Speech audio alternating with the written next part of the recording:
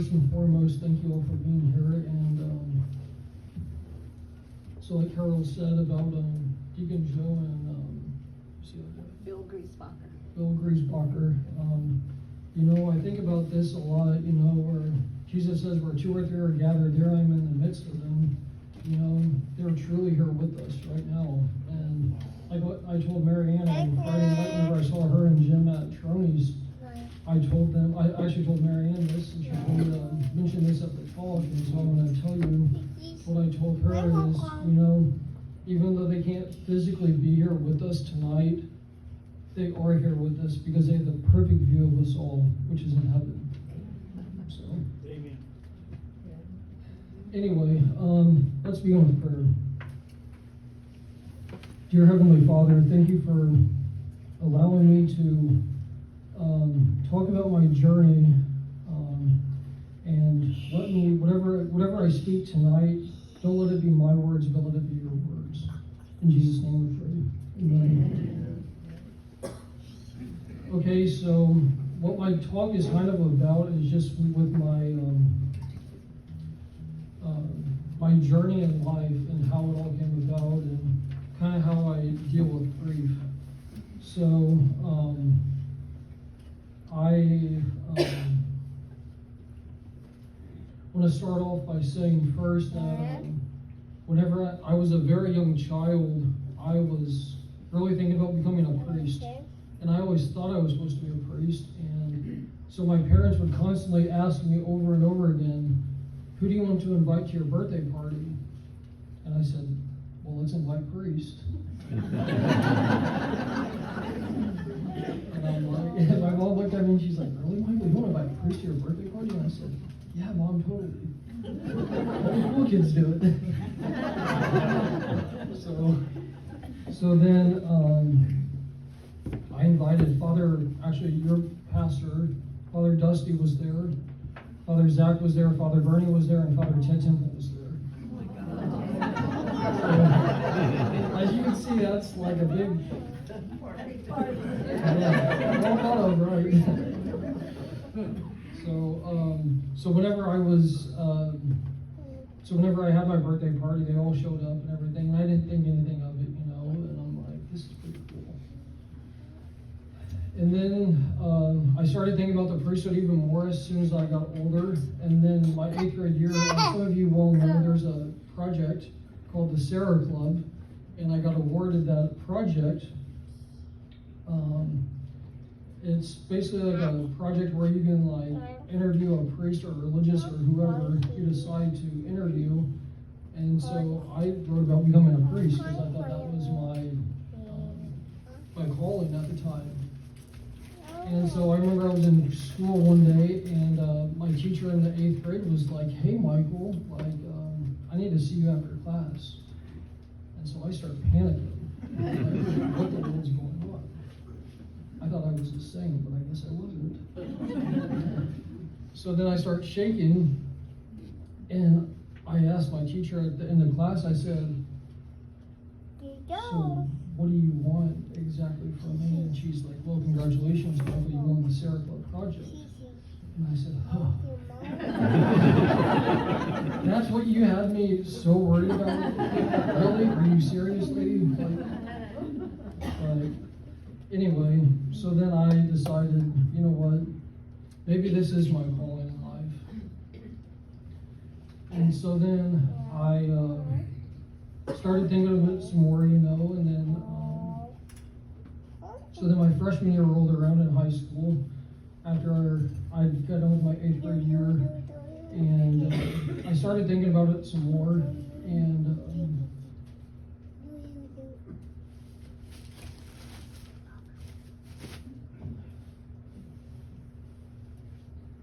I had a priest at the time come talk to me, and he was saying, if you're still thinking about the priesthood, let me know. And I said, okay. And so we talked and everything, and we had a good conversation. And he said, well, I want you to start going to adoration. So I started going to adoration, and I sat in front of the Blessed Sacrament. And I said, Lord, it's whatever you want me to do with my life, I'll do. And then I started going to church more, and I started really falling in love with the sacraments so much. And then that summer I started thinking about it some more. And then Mommy.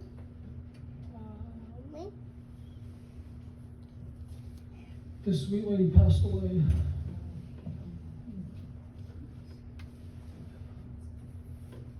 And at that moment, on July 23rd of 2015, she was perfectly fine, perfectly healthy.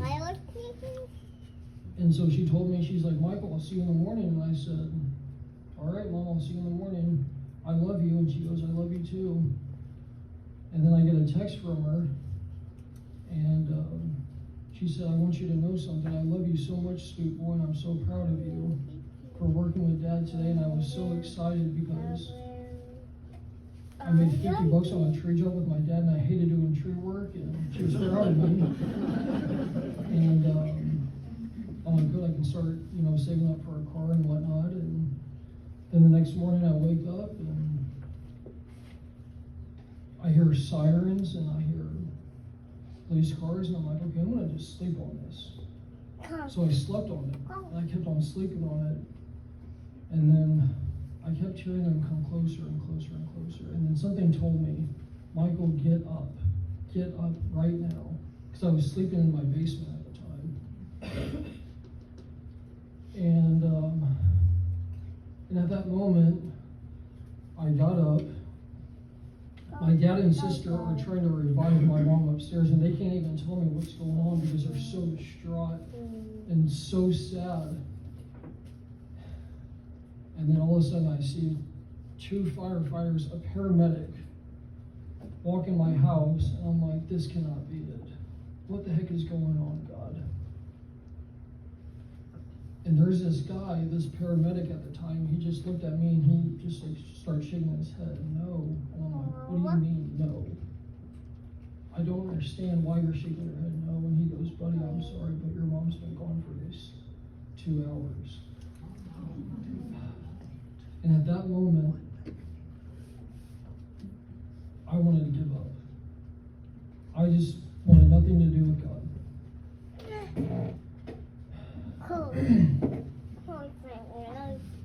So then, fast forward to her visitation, I'm overwhelmed with people at Alexander Newberg.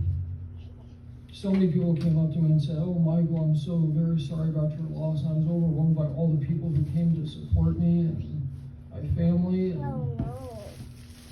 And then I go to the funeral the next day, and they're closing the casket for the very last time. And I remember Father Bernie H.N. leaning over at me, saying, look who showed up. And I looked up there. I'm going to go back a little bit in my story. Whenever I was discerning and thinking about the priesthood, I actually got to serve with the bishop. And at my mom's funeral, Bishop at the time, Thompson, showed up at my mom's funeral. And I said, Father Bernie, why in the world did you tell him that my mom passed away? He said, Michael, I did not tell him. He just showed up. Excuse me? The Bishop of Evansville showed up at my mom's funeral? I was lost for words. And I didn't realize, I thought it was just Father Bernie and Father Zach at my mom's funeral because my mom wanted them two to do the funeral. And at that moment, it wasn't just them. It was 5 other priests that showed up. Even the ones who showed up at at my birthday party, whenever I was thinking all the cool kids had the priest at their birthday party. And so at that moment, I was lost. And then the very last song was On Eagle's Wing. And it talks about, and I will bury you on the last day.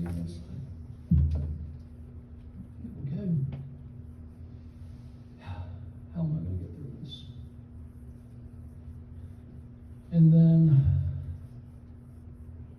I thought to myself, Lord, I'm ready to come home. I want nothing to do on this earth but be with my mom, who you just took.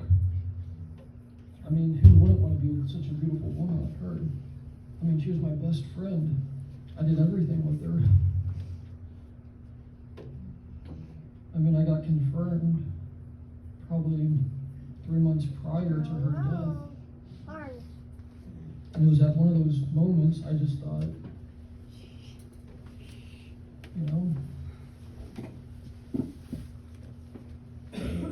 I'm confirmed, so I might as well just, you know, just give up now, not go to church. I mean, what's the point of going to church?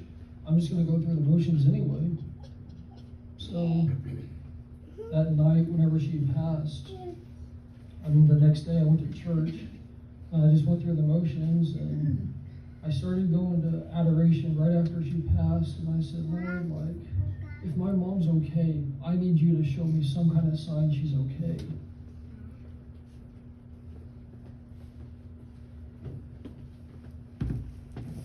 3 months after she passed away, I'm sleeping, sound asleep in my bedroom. And I fell asleep, and this lady came to me in my dream, and she said, you know who I am? No, Mom, it's not you. I don't know who this is.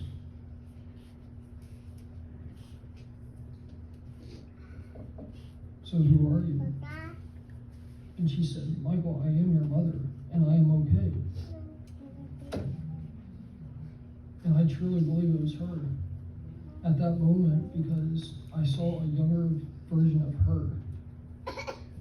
And she had that beautiful smile like she does in that picture. And so then I started going to adoration more, and I started receiving the Eucharist more, and I started praying to God, and I said, okay, God, I can't give up now. Because if I give up now, you wouldn't be very happy with me. And second of all, my mother would not be very happy with me. Because I don't want her to roll over in her grave and give me a spanking. So then I decided, you know what, it's time for me to get stronger in my faith and everything. And so I started thinking about the priesthood some more. And my senior year in high school, I went up to the football state memorial football game with Father Jerry Pratt, and I told him I was discerning priesthood and thinking about priesthood, and he goes, well, you know, I said, well, is there a possibility I can live with a priest? And he goes, well, let me see what I can do. I'll try to help you out as best as I can. And then 2 months later, I'm working a summer job, and I was just on my break and everything. I saw this thing called the House of Discernment, the Father D-Day House of Discernment, and I'm like, ooh, that's a good thing. Maybe I should live there. You know, and then one of my best buddies actually moved in the house, and he goes, hey, Mike, you should live in this House of Discernment with me. You know, we can discern together. I said, oh yeah, man, let's totally do it, you know. So what do? I put it off. I shoved it out of the way. And I guess Father Tyler heard from my friend and everything and said, hey, I heard you're discerning to think about becoming a priest or a monk or whatever. And I said, yeah, I kind of am. And he goes, well, why don't you put an application in? I said, okay, Father, I'll do that. So what happened? I pushed it off. I didn't want to do it. I guess I was a chicken, I guess. And so then at that time, I guess it was close to Halloween, actually. I actually decided, you know what, it's time for me to put this application in. So then I did. And All Saints Day, I get a phone call from this random number and said, hi, Michael, how are you doing? And I'm like, I'm good, how are you? And we start talking, and it's Father Tyler Timberge. And was like, hey, you want to move in? And I'm like, am I accepted? He goes, yes, you're accepted. And then he's like, when do you want to move in? And I'm like, I can't move in now. Like, I can't move in like tomorrow. If you want me to move in, like, that's too quick. So then I move into the house of discernment later that next week, and I discerned my vocation, and I thought, you know what, maybe I am supposed to be a priest, or maybe I'm supposed to be a religious brother. And so then I decided, you know what, maybe it's time for me to start going to St. Minor and start visiting the campus and living the monastic life and going on retreats up there. So then I did that, and I told Father Tyler at the time, I said, Father, I think I'm interested in the monastic life instead of the priesthood, because I really like how they live. And he said, okay, why don't you put an application in for the monastery and give it a try? So I said, perfect, I'm all in. So what do? I put an application in, and I had to do a psychological evaluation at the time. And I remember I was sitting in Sacred Heart Church at the time, and I remember thinking to myself, what am I doing? I'm sitting in front of the screen during COVID, in front of the computer screen for 7 hours, having someone do a psychological evaluation on me, like, this is nuts. And I remember I was meeting with a priest on my psychological evaluation, and he looked at me and he said, okay, I'm going to give you your results later on today and everything. So we go through the process and everything, and all of a sudden I hear my phone ring, and I'm like, okay, what's going on here? Who's calling me? They know I'm busy. It's my dad trying to call me, and we have a house fire at my house. And I'm like, okay, God, no more. No more becoming a priest or becoming a monk. I'm done. And so then I actually ended up finishing my evaluation. I went home, and Father Garrett, which was almost a deacon at the time, he took me to my house, and he prayed with me the whole way home. It was like, if I can do anything better, let me know. So we just prayed, and we got to my house as fast as we could. And at that moment, I told my dad, why did you have to bug me about this house fire? I'm trying to do an evaluation. And he goes, I thought you might want to know. And I told Chris I had to get off the call and everything, so I had that house fire. And so then after that, about a few months later, I actually ended up getting accepted into the house of discernment. Into the monastery, sorry. And so then I discerned at the monastery for 3 months. And I was not very happy at the monastery after all. And so I decided to discern out. And I remember at the time my dad looked at me and goes, well, you weren't there very long. So how do you know this is what you're supposed to do or not? And I said, well, I just don't feel like I'm at peace. And my dad goes, well, at least you gave it a try, and I'm proud of you. And he said, you know, Michael, your mom's proud of you. I said, well, thanks, Dad. And had a good conversation, you know. And at that moment, I made a promise to God. I said, God, whatever you want me to do for the rest of my life, I will do. And so then my pastor reached out to me, Father Zach. He was like, hey, I have an opening at school. Do you want to come work for me in the nighttime? And I said, yeah, sure, I'll do that. You know, I need something to make money, you know. I need some kind of living.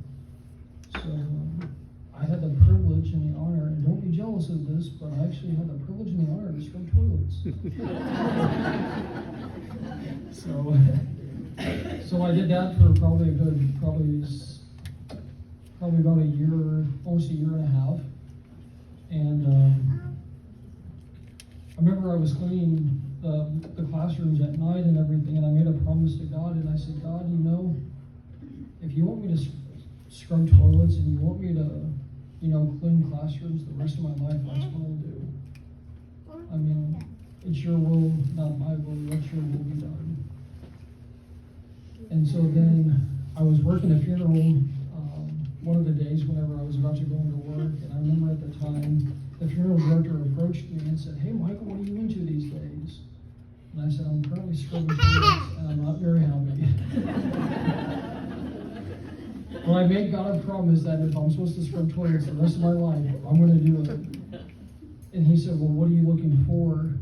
And I'm gonna backtrack. He said, well, do you remember me? And I said, yes, I do remember you. And he asked me, he said, well, you know, Michael, I would love for you to work at my funeral home. I said, Matt, I don't think I can do it. There's no way I can work at a funeral home. I lost my mom, you know this, because you're the one who did my mom's arrangements.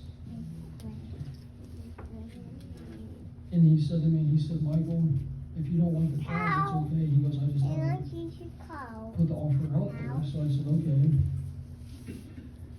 And so then I decided, you know what, maybe I'll give this a try, you know. And so then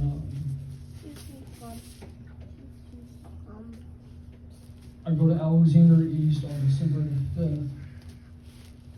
And I walk through the front door, and Carol's there. And she greets me at the door, and she's like, hi, how are you? What can I do to help you? And I said, well, I'm here to meet with Matt. And so she called Matt down, and Matt was there, and he looked at my application, and he goes, well, you're accepted in this position if you still want it. I'm like, okay. And so then I talked to Matt about it, and I'm like, I have to drive a hearse? Like, really? I don't know if I can do that, but okay. And so then I remember I did my first visitation with one of my coworkers over here, Chuck, and told me, he goes, it's fine, you'll do fine. And I'm like, me, a hearse? Like, I don't think so. I'll get a lot of stairs. Well, whatever. So then he's like, you can do it. And he kind of pushed me into it, but then I felt comfortable finally doing it. And so then it was only part-time at the time, and then Matt called me in his office one day. I was actually out to eat, and he said, I need to see you in my office. And I started panicking. Yet again. And I'm shaking like a little kid. And I said, yes, Matt, what do you need?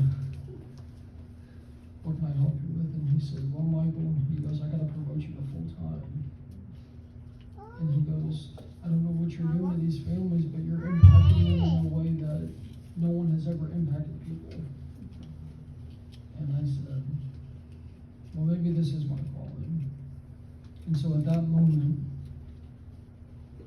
I truly believed I am where I'm supposed to be at now. So now I work full-time for Alexander Funeral Home.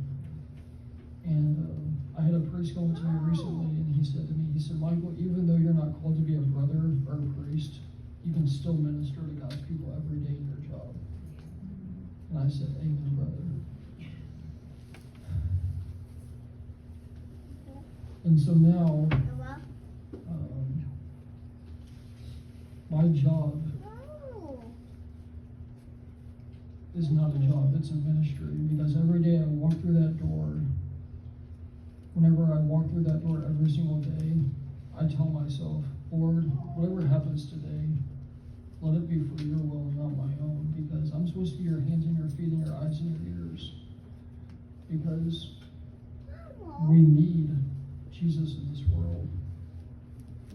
And I was telling one of my coworkers today, actually, that it's so important to be the eyes and ears of Christ towards people, because there's a lot of non-believers out there, you know? And there's times I get to work early. I mean, I start my day at 7. There's times I get there at 6:45, and if I know that there's a call the night before or something, and I know Tim over here, I work with Tim, I actually work with all this table over here. And so there's times I get there before Tim even gets there. And there's times I'll actually go in our prep center and I will pray for those deceased people, because I never know what those people went through their lifetime. Because I mean, those people could have a very rough life. Or they could have had someone that hated them their whole life. So that's my opportunity to pray for those people and pray that their soul's in the right spot. So now with my grieving process, I feel like with my job, I truly believe that I'm able to help minister to God's people, because whenever I minister to God's people at the funeral home, I can go up to this person and say, hey, Joe Smith, I know exactly what you're going through. And I was actually out in public one day, and this guy came up to me and he goes, Mike, it's good to see you again. And I'm like, yeah, you too. And I was just like going with the conversation, and I just said, I'm sorry, sir, but how do we know each other? And he looked at me and he goes, you talked about your mom one day with me at Alexander East, and he said that you had a hard time losing your mother, and he goes, I just lost my mother like 2 months ago, and we talked about our mothers together, and we had a great conversation. And I said, I apologize, I don't remember you because I run into so many people on a daily basis, And he looked at me and he said, don't be sorry. And he goes, can I ask you a question? I said, ask away. I hope I can answer it. And the question was,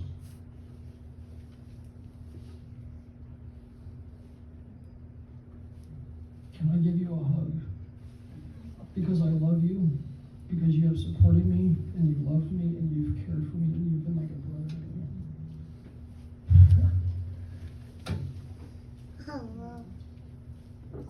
So if that's not telling you right there that I am where I'm supposed to be at, I don't know what will.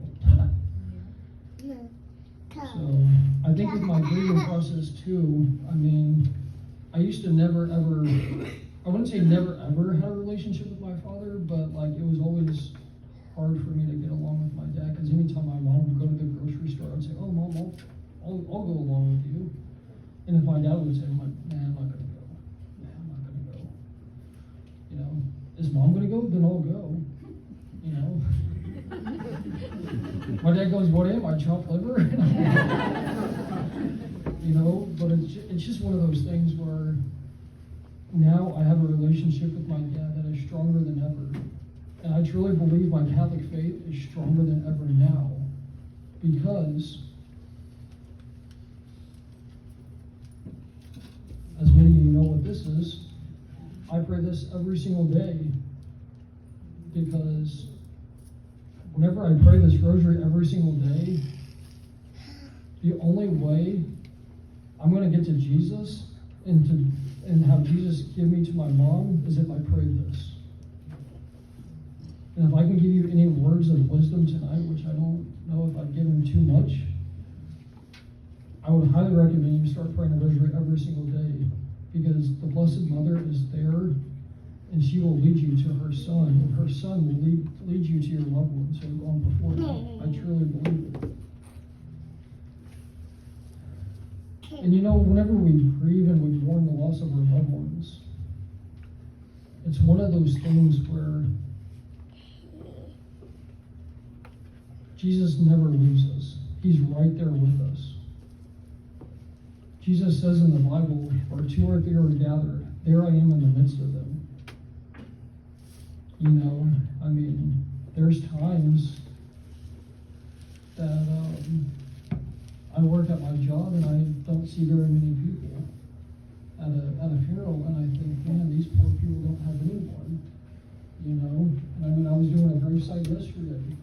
There was 2 people that showed up. 2 people showed up. And I thought to myself, well, you know what? Where 2 or 3 are gathered, there he is. He's standing right here. Even though we don't physically see him, he's standing right here. He's standing in this room somewhere. We might not know where he's at, but he's truly here.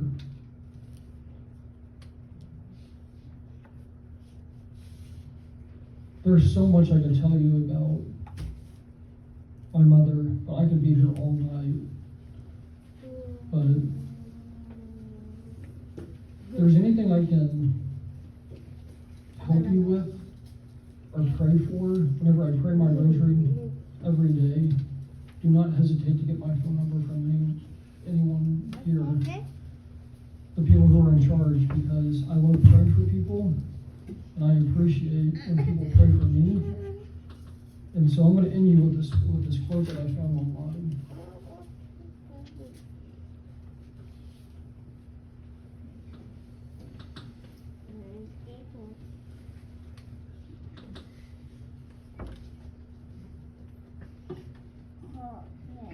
never ends, but it changes. It is a passage, not a place to stay. Grief is not a sign of weakness, nor lack of faith. It's the price of love. And I don't know who that's from because it says unknown on there. So, well, God bless each and every one of you, and please know that your loved one is watching out after you, and you will, I promise you, you will be reunited with your loved ones one day in heaven. May God bless.